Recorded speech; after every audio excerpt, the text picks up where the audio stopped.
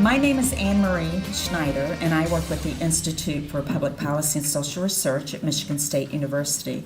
And our topic today is Children of a Hidden Economy, Racial Disparities in Michigan's Child Welfare and Juvenile Justice Systems. The forum is co-sponsored by IPPSR, the Institute for Public Policy and Social Research, and Michigan Coalition for Race Equity in Child Welfare and Juvenile Justice Systems.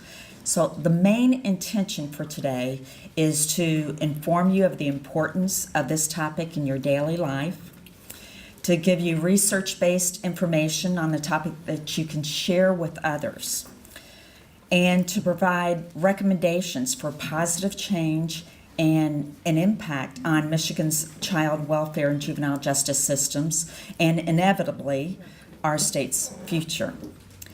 We're working just about every communication mode, every communication tool there is to get the forum contents out to people who are not able to be present in the room today, and we want to encourage all of you to share it with people within your individual communities.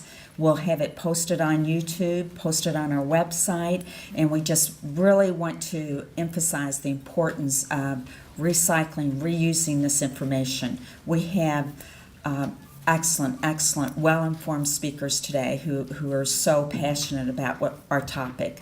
And so the more we can get this information out, the better. Some of you work with this topic or related topic every single day, and then others of you just want to know more about how it impacts you.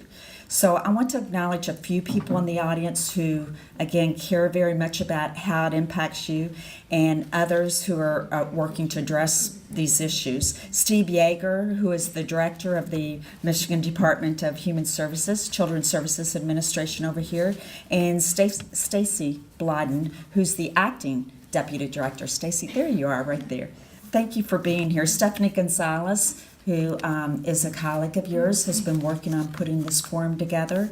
And there are a couple of representatives from the governor's office in the room, as well as individual legislative offices. So thank you for being here. And thank you to the media, really, who have or will help us to engage people in addressing this issue of racial disparity. So this is our closing forum for the year. Bittersweet. On behalf of the IPPSR and Director Doug Roberts, who is sitting sort of in the back there watching all of you, thank you for your continued support of the Forum Series. I'm going to hand this over to Lynn Jondahl, a much admired leader and former House Representative and policy advocate, to briefly introduce the panel to you before unfolding the study behind the study behind our topic today, and the work that's going on to remedy some of what we found. So, Lynn, the always honorable Lynn Jondahl. Thank you very much, Anne Marie. I certainly don't want to interrupt. Keep going. You know, that sounds good. I too appreciate, along with Justice Kelly, we've been excited about both this point in our project, because we do have some things that we have found out, and it's important to tell you about. But it's also been, for me, a delightful experience working with Justice Kelly, which I wouldn't have had the opportunity to do had it not been asked to serve in this capacity. So it's been I think it's in this context that we met each other, and so it has been a delightful experience to work here. And I do want to thank Anne Marie, who helped us obviously put this whole thing together. I'm looking around the post there because I saw Doug Roberts over there, and there he is. Oh, of course, back at the table, Doug has been a great ally and help over the years as well, and it has, I think, the value of these forums. We need to thank those folks for as well. We're going to try, and I'm the one who is has the least to say, but I'm trying to keep things moving here. And Well, actually, I have a lot to say, but they're trying to restrict me. But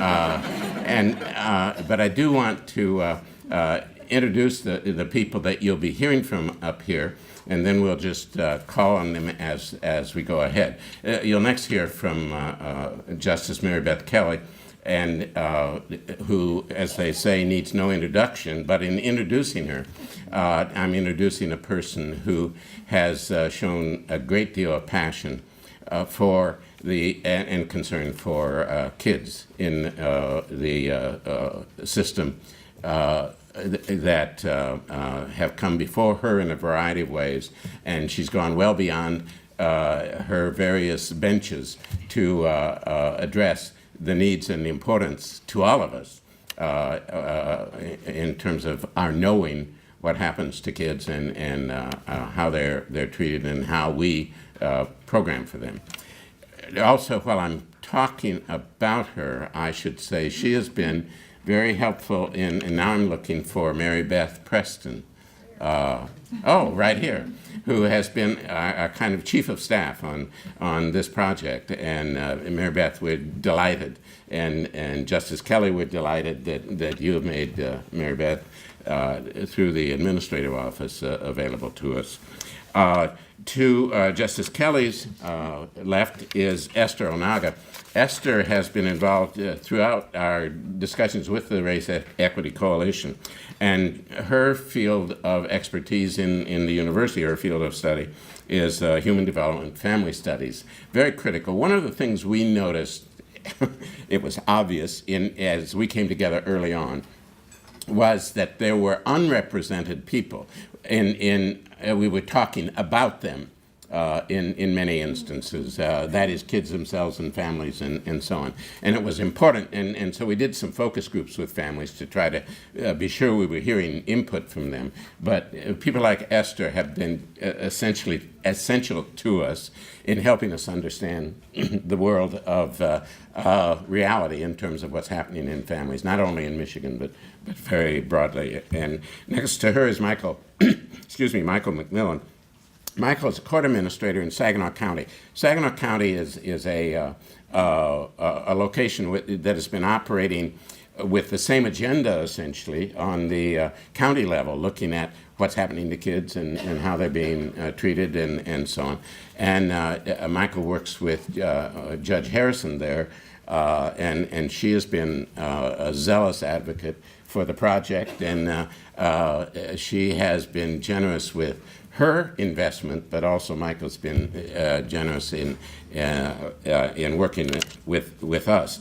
To my immediate right, Anne Marie is there, and we've talked about her already. To my immediate right is Michael Williams, and I want to say that Michael represents another aspect on all of this, and that is what he provides. He's the CEO of Orchards Children's Services, a nonprofit working with kids and the kind of kids that we've been talking about and focused upon.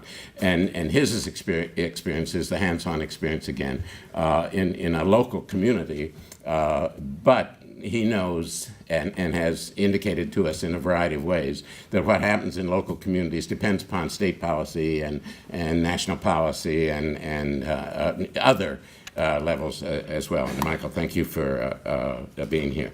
Jane Zender Merrill is the most famous for being the director of Kids Count, which virtually everybody knows about, the regular reporting on the status of kids in Michigan. Jane is on the staff of the Michigan League for Public Policy, an excellent, outstanding organization on whose board I serve, and she has made a major contribution in this project in helping us deal with data.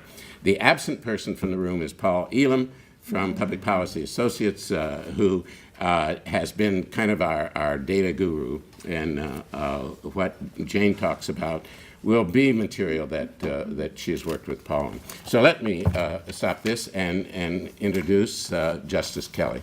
Thank you.